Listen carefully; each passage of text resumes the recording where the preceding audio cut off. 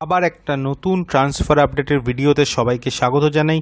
আজকে মূলত ইস্টবেঙ্গলের বিভিন্ন ট্রান্সফার আপডেট নিয়ে আলোচনা করব। তো যেই সব প্লেয়াররা ইস্টবেঙ্গলের সাথে এই মুহূর্তে লিঙ্কড রয়েছেন সেই সব প্লেয়ারদের নিয়ে কিন্তু আলোচনা করব। তো প্রথমেই আসি যদি মুম্বাই সিটি এফসির অ্যাপোইয়ার কথায়।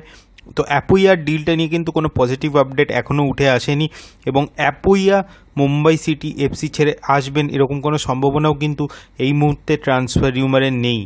এখন শেষ পর্যন্ত ইস্টবেঙ্গল অ্যাপোইয়াকে আনতে পারবে কিনা সেটা কিন্তু দেখার, কারণ অ্যাপোইয়াকে আনতে গেলে ইস্টবেঙ্গলকে কিন্তু একটা অনেক বড় অফার দিতে হবে এবং অ্যাপোইয়া সেই অফারেও রাজি হবেন কিনা সেটা নিয়েও কিন্তু সন্দেহ রয়েছে। অন্যদিকে অ্যালেন সাজি, যিনি অ্যালেক্স সাজির ভাই, তাকে কিন্তু ইস্টবেঙ্গল সই করাচ্ছে এরকম খবর এবং অ্যালেক্স সাজিও কিন্তু ইস্টবেঙ্গলে আসছেন এরকমই কিন্তু খবর। তো অ্যালেক্স সাজিকে নিয়ে ইস্টবেঙ্গল কিন্তু নিজেদের ডিফেন্সটা অনেকটা স্ট্রং করতে পারবে যদি তারা শেষ পর্যন্ত এই সাইনিংটা করতে পারে। আর এছাড়াও যে ট্রান্সফার রিউমারটা রয়েছে সেটা হচ্ছে যে নাওরেম রোশন সিং, বেঙ্গালুরু এফসির তরুণ লেফট ব্যাক, তাকে কিন্তু ইস্টবেঙ্গল টার্গেট করছে এরকম খবর রয়েছে। 25 বছর বয়সী নাওরেম রোশন সিং কিন্তু যদি শেষ পর্যন্ত ইস্টবেঙ্গলে আসেন তাহলে ইস্টবেঙ্গলের জন্য ফুলব্যাক পজিশনে কিন্তু অবশ্যই একটা খুবই বড় সাইনিং হবেন তিনি। এখন নাওরেম রোশন সিংয়ের সাথে 2026 অবধি কন্ট্রাক্ট রয়েছে বেঙ্গালুরু এফসির এবং বেঙ্গালুরু এফসিকে ট্রান্সফার ফি না দিয়ে কিন্তু কোনোভাবে আনা যাবে না নাওরেম রোশন সিংকে, এবং ইস্টবেঙ্গল হয়তো বড় অফারই দেবে যদি নাওরেম রোশন সিংয়ের জন্য তারা যায়। এবং সেক্ষেত্রে কিন্তু নাওরেম রোশন সিং কি করেন, তিনি বেঙ্গালুরু এফসিতে থাকেন নাকি ইস্টবেঙ্গলে আসেন সেটাই কিন্তু দেখার হবে। এছাড়াও বিদেশিদের ক্ষেত্রে কার্ল ম্যাথিউয়ের সাথে কিন্তু ইস্টবেঙ্গলের নামটা লিঙ্কড হয়েছে ট্রান্সফার রিউমারে। এফসি গোয়াতে রয়েছেন কার্ল ম্যাথিউ, এর আগে মোহনবাগানের হয়ে তিনি কিন্তু খেলেছেন, তার আগে এটিকের হয়েও খেলার অভিজ্ঞতা রয়েছে কার্ল ম্যাথিউয়ের। খুবই একজন এক্সপিরিয়েন্স প্লেয়ার আইএসএলে। ডিফেন্সিভ মিডফিল্ড এবং সেন্টার ব্যাক দুটো পজিশনেই খেলতে পারেন।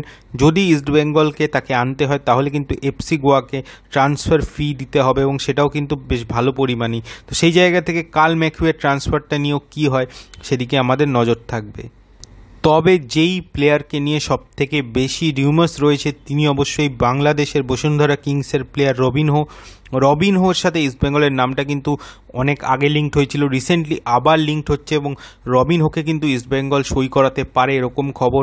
এখন কিছু ক্ষেত্রে বলা হচ্ছে খালি এএফসি কাপের জন্য কিন্তু ইস্টবেঙ্গল সই করাতে যাচ্ছিল রবিনহোকে, কিন্তু বেশ কিছু মিডিয়ায় যেটা খবর যে রবিনহোকে কিন্তু এএফসি কাপের জন্য শুধু রাজি করা হয়তো সম্ভব হবে না, রবিনহো কিন্তু আইএসএলও খেলতে চাইবেন, পুরো মরশুমের কন্ট্রাক্ট চাইবেন তিনি।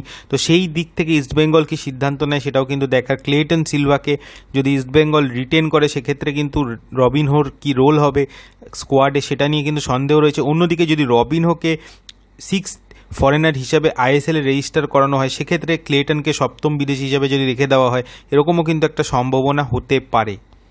বাংলাদেশের বসুন্ধরা কিংসের সাথে রবিনহোর কন্ট্রাক্ট অগাস্ট 31, 2024 এক্সপায়ার হয়ে যাচ্ছে এবং তিনি ফ্রি প্লেয়ার হয়ে যাবেন। এবং রবিনহোর দক্ষতা নিয়ে কিন্তু কোনো সন্দেহ নেই, খালি বাংলাদেশে নয় তিনি কিন্তু এএফসি কাপেও যথেষ্ট ভালো পারফর্ম করে নজর কেড়েছেন এবং শুধু গোল করার ক্ষেত্রে নয় অ্যাসিস্ট করার ক্ষেত্রেও কিন্তু চমৎকার মুনশিয়ানা আছে তার। 15টি ম্যাচ খেলে এই মরশুমে বাংলাদেশ প্রিমিয়ার লিগে 8টি গোল এবং 11টি অ্যাসিস্ট আছে কিন্তু রবিনহোর। এছাড়াও এএফসি কাপে 5টা ম্যাচ খেলে 2টো গোল এবং 2টো অ্যাসিস্ট আছে রবিনহোর। বাংলাদেশ প্রিমিয়ার লিগে এখন পর্যন্ত 76টি ম্যাচ খেলে 55টি গোল এবং 44টি অ্যাসিস্ট আছে তার। মূলত লেফট উইংয়ের খেলোয়াড় হলেও তিনি কিন্তু অ্যাটাকিং মিডফিল্ড, রাইট উইং, এছাড়াও right midfield, left midfield, attacking midfield ছাড়াও সেন্টার ফরওয়ার্ড এবং দরকার পড়লে কিন্তু সেন্ট্রাল মিডফিল্ডেও খেলতে পারেন। তো একাধিক পজিশনে খেলতে পারেন তিনি এবং অ্যাটাকিং মিডফিল্ডার হিসেবে খেলে বা রাইট উইঙ্গার হিসেবে খেলে বা সেন্টার ফরওয়ার্ড হিসেবে খেলেও কিন্তু গোল পেয়েছেন তিনি। তো সেই জায়গা থেকে রবিনহোকে কিন্তু একাধিক পজিশনে ইস্টবেঙ্গল ট্রাই করতে পারে। ডায়ম্যান্টাকস এবং মাদি তালালের অন্তর্ভুক্তিটা অবশ্যই ইস্টবেঙ্গলের অ্যাটাকিং লাইনটাকে কিন্তু অনেকটা শক্তিশালী করছে। সেই দিক থেকে দেখতে গেলে যদি রবসন, রবিনহো এদের সাথে যুক্ত হন তাহলে কিন্তু ইস্টবেঙ্গলের যে অ্যাটাকিং লাইনটা সেটা কিন্তু খুবই লিথাল হয়ে উঠবে এবং এই আইএসএলে কিন্তু সব দলের ঘুম কেড়ে নেবে। রবসন রবিনহোকে ইস্টবেঙ্গল সই করাতে পারে কিনা সেটাই কিন্তু এখন দেখার। যদি রবসন রবিনহোকে ইস্টবেঙ্গল সই করায় তাহলে কিন্তু দিমিত্রি ডায়ম্যান্টাকস এবং তারপরে মাদি তালালের পর আরেকটা খুবই বড় বিদেশি সাইনিং তারা করবে, এটা নিয়ে কোনো সন্দেহ নেই। তো এই ভিডিওটা এ পর্যন্ত রাখছি। এই ভিডিওটা ভালো লাগলে অবশ্যই লাইক, শেয়ার এবং কমেন্ট করবেন এবং যারা আমার চ্যানেল নতুন এসেছেন বা আমাদের চ্যানেলটিকে এখনও সাবস্ক্রাইব করেননি প্লিজ আমাদের চ্যানেলটিকে সাবস্ক্রাইব করে দেবেন। চলুন এখনকার মতো টাটা।